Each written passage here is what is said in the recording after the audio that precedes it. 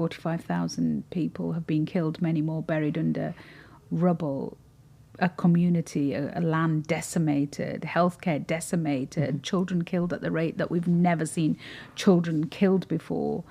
What we're basically saying is that Palestinian lives don't matter.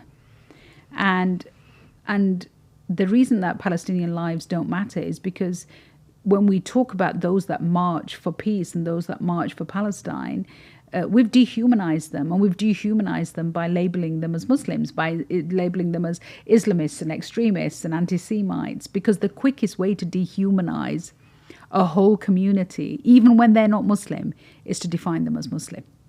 And that's why Suella Braverman was doing, and others, this was very deliberate. They knew that if they dehumanized, a march of 500,000 people, which had every race, every color, every religion and none in it, where you had Christians and Jews and Muslims and Sikhs and Hindus and atheists and, everybody marching, they didn't want to talk about them as Palestinians or pro-Palestinian or peace marchers or human rights marchers or whoever they may happen to be. They had to define them through the prism of Muslimness, because it was the quickest, they knew it was the quickest way to be able to dehumanize them and demonize them in the eyes of the public.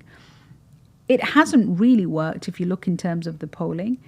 Overwhelmingly, this country wants a ceasefire. Overwhelmingly, this country thinks that Netanyahu is somebody who needs to be arrested and tried for war crimes. Overwhelmingly, the majority want us to stop selling arms to Israel. So public opinion is still in the right place, but unfortunately, those in power don't see that. When you discuss this, you have a podcast with David Baddiel. Yeah. When you discuss this with him, how do those discussions play out? I mean, it almost feels to me like there's been a footballification of the conflict. You are either supporting the Israelis or you are either supporting the Palestinians. Is that something that you two have discussed? I don't think you should support the Israelis, and I don't think you should support the Palestinians. I think we have a very good, solid British policy, which is two states. So we should be supporting and implementing a two-state solution on 67 borders with East Jerusalem as a shared capital, and that is our policy. The fact that we choose not to, the fact that we do absolutely nothing to further our own stated policy, the fact that for decades and decades we have failed to recognize one of the two states that we say is a state, we failed to recognize Palestine. The fact that we say we believe in international accountability and we're big funders of the ICC and we are a permanent member of the United Nations, and yet we penalise the Palestinians every time they go to the United Nations or the ICC or the ICJ or any other international fora. The fact that we believe in 67 borders and we say that settlements are illegal and we want to end the occupation, and yet absolutely no consequence follows from the expansion of settlements at a horrendous rate over the last 10 years. The fact that we continue to do business as usual with Israel as it continues to flout international law and it continues to expand settlement building and it continues to act in the way in which it treats its own population on a two-tier system. It continues to commit the crime of apartheid in the West Bank and other occupied territories, which is fundamentally against our value of people being equal before the law. And we continue as business as usual, means that it isn't our policy that's flawed. What's flawed is the implementation of it. And for that, we have to hold our politicians to account, whatever political party they belong to. And it's the reason why I resigned in 2014. I couldn't understand. I kept saying to my colleagues and the Prime Minister, David Cameron at the time, explain to me why we are not following our own rules-based order. Explain to me why we are not following our own policy. Explain to me why we are not following our own values. Why are we not acting in line with British foreign policy and in line with British interests? What did he say?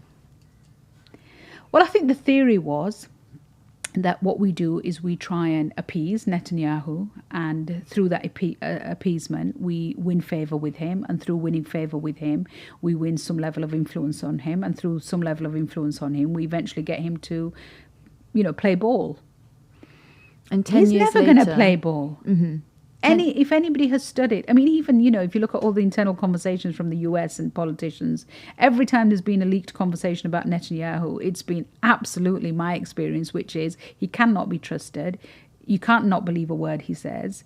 He is corrupt. He's holding on to office because it means it's the only way he stays out from being tried for his own crimes. And he is ever moving closer to a more and more extreme right-wing position, which we've now seen in full flow, sitting and building coalitions with more and more extreme people, even self-confessed fascists. You've got people like Smotrich and Ben-Gvir now as part of his close circle, leading to an ever more right-wing and radicalized aspect of Israeli society. And more extreme settler violence. It hasn't worked. Appeasement has not worked with Netanyahu. And he is now out of control and rogue, and we are left literally trying to hold little fig leaves of our policy to hide our shame. And it is a shameful period in our history. We are on the wrong side of history. And we will look back at this period, as we do with other sections, parts of history, and we will be appalled that we didn't do more. And so is it difficult to speak out on these issues? Of course it is. Is it difficult? Was it difficult in 2014 to walk away from cabinet? Yes, it was, from one of the best jobs that a working class girl like me would have grown up and held. It's not the kind of thing you want to walk away from. But I think long after politics has come and gone, and long after even when you and I have come and gone, we will look back, and I think it is so important that we were on the right side of history and the right side of arguments. That appeasement played out with Cameron's condemnation of expanding illegal settlements. But in terms of the practice, of anything coming into practice, nothing happened. The arms sales to Israel, that was the documentation about that was sat on for quite some time when Cameron was Foreign Secretary. You've now got a Labour government who has halted not even 10% of those arms sales.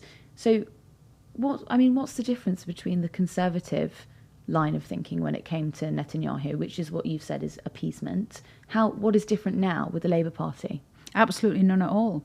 And this is my point, that the Middle East policy on Israel and Palestine has never changed under successive governments. It is the same policy. It was the same under a Labour government. It was under a coalition government. It was under a Conservative government. It is under now a Labour government again.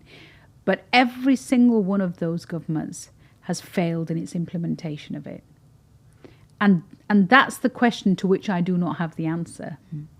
Even having served at the heart of the Foreign Office, nobody has been able to convince me with any evidence or conviction that actually our policy of appeasement is working. It isn't. And we've seen now with this mass bloodshed, the region on the brink of a huge all-out war, and Netanyahu increasingly emboldened, not giving a damn about the views of countries like the United Kingdom. You see, I think people get angry at the UK now, at the UK government, and say, you're not doing enough, you're not saying this to Netanyahu. I think the reality is, we can say what we want. I don't think he cares. I don't think he cares what we think. I don't think he cares what our views are. And I don't think he's ever going to heed what we say to him. The only show in town is the United States. And it's until the United States actually turn off the tap of feeding that war through weapons and feeding that war through money and feeding that war through complete support in every international fora, until the US say enough, this will continue. Was there a sense in 2014 that Netanyahu, you might have had his ear? Is that something that's waned over time? I think he's definitely become more emboldened, more right-wing and more extreme since 2014.